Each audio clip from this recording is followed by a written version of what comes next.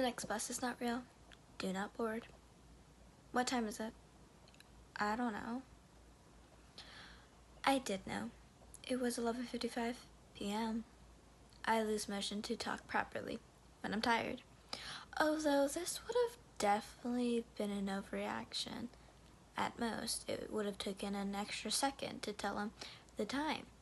But I wasn't really thinking. I just wanted to get home, ignore all social interactions. I didn't even look up to see this man's face.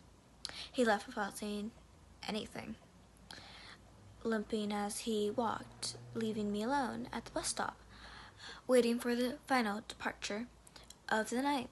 A minute past midnight was the usual time on the schedule, although it's almost always late, despite only ever having a few passengers at most. My late shift at work had me used to these empty hours of the night. This specific part of town lacked in nightlife entirely, leaving little reason to be out after dark.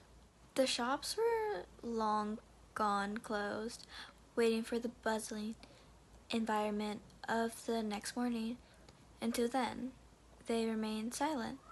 Some had their lights on all night long, spilling echoes of life into an otherwise interactive street. If the rapid occurrence with me at this bus stop, it would take a long while for that news to reach me. As I continued waiting for ever late, never arriving bus, these are the kind of thoughts I would have as I wait in the dark for the bus. The occasional breaks in these thoughts were often caused by me checking the digital sign above me, displaying an estimate time for the upcoming departures, expecting to see 5 minutes, or perhaps more delayed 10 minutes. I hadn't planned on having to read the whole sentence, so I finished checking the sign. Only then did my mind realize that it had not even seen a number. I checked the sign, but did not comprehend the context. My double take showed me what I had missed. The next bus is not real. Do not board. I stared for a moment before I looked around.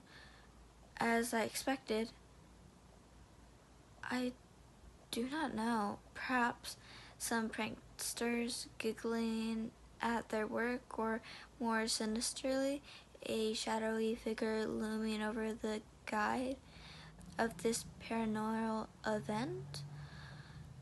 Nothing. I saw nothing. The same street I had become familiar with had nothing new. It remained empty with me as its only sign of life. So I waited. It was 11:59 p.m. by this point, so only 2 minutes remained. On time for what have seemed like the first time ever the bus arrived. A single minute past midnight, and there was pulling around the corner approaching the stop. I put my hand out to signal I need to board, feeling relieved that my only way home hadn't been canceled. But the bus approached. I noticed the dark interior.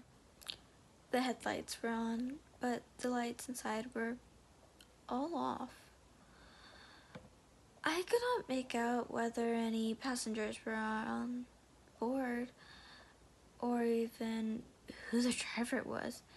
Being a regular, I know most of the final route drivers, but this time it was anybody's guess. I got into the bus, putting down the same change I always do. Bit dark, isn't it? Nobody replied. As the doors closed behind me, the bus continued its way forward. I smiled awkwardly despite knowing that the driver could not see me. I found a seat.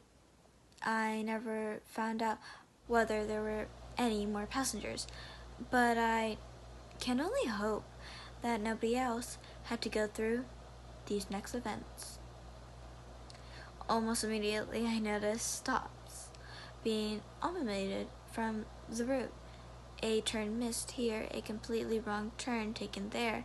A panic set in that I had somehow gotten into the wrong bus, despite knowing for a fact that the bus I always get is the only local one that runs this late. Convincing myself that the unfortunate series of road closures had occurred, I remained calm and waited it out. After 10 minutes of this, we had circled back to the stop I had boarded at. In front of us, I noticed the more normal bus, the bus I was supposed to board. The lights were on, and with a few passengers, it was waiting at the stop. I spoke slightly louder than the rumble of the engineer. "Excuse me, can I get off? I'm on the wrong bus." No answer, as we only passed the correct bus. I could see all the passengers inside, staring ahead. My gaze followed theirs, meeting at the ambulance, parked just slightly in front. A small group of paramedics leaned down in the beam of the bus headlights, surrounding a body on the floor. I couldn't make out the body's face, as it was just out of sight, although one leg looked twisted. The passengers looked distraught. The bus driver stood ahead of the paramedics. I stood up. "I need to leave at the next stop." As I spoke, I pressed the bell, and the only sign of internal light lit up at the front of the bus, stopping. The sign immediately turned off. Subsequential bell pressed. Neither made the sound nor lit up the sign. "I need to..." The bus sped up suddenly, the force pushing me back into my seat. As I tried to stand up again, the wheels screeching as they turned a sharp corner without seeming to slow down at all. Again, the force pushed me back down. The speed continued to rise. The wheels on the bus went faster and faster until the outside world suddenly became blurry. I had never seen a car go this fast, let alone a whole vehicle on the road as large as this. I thought for sure that I was gonna die there. "What are you doing?" I found myself yelling out in of panic. The driver, for the first time, spoke. "I don't know." My mind raced almost as fast as my body was being thrown about. The world beyond the windows soon emerged into a void of black, although the effects of our speed were still evidently on my body. As the velocity pushed me in all directions, it felt as though we had somehow gotten even faster, although this may have been the darkness forbidding my eyes, as many refer to our true speed. We came to a sudden stop as it fell forward. The fall was violent, but still not as bad as you'd expect for a speed change of the image. My nose hit the floor, causing a great deal of pain. I stood up, holding my face, trying to gain my balance. As the dizziness subsided, I began to notice where I was. We were outside my home. The bus stopped. I got off at this a 5-minute walk from here, yet here we were, directly outside of my house. The doors gently opened. Despite my desire to leave as fast as possible, I found myself walking to the front of the bus. As I reached for the door, I stopped. Turning around slowly to face the still swathed in darkness bus driver, I spoke, as I always do. "Thank you." I stepped into the pavement outside as the doors closed behind me, followed by the bus driving forward into the darkness. I looked down at my watch. A minute past midnight.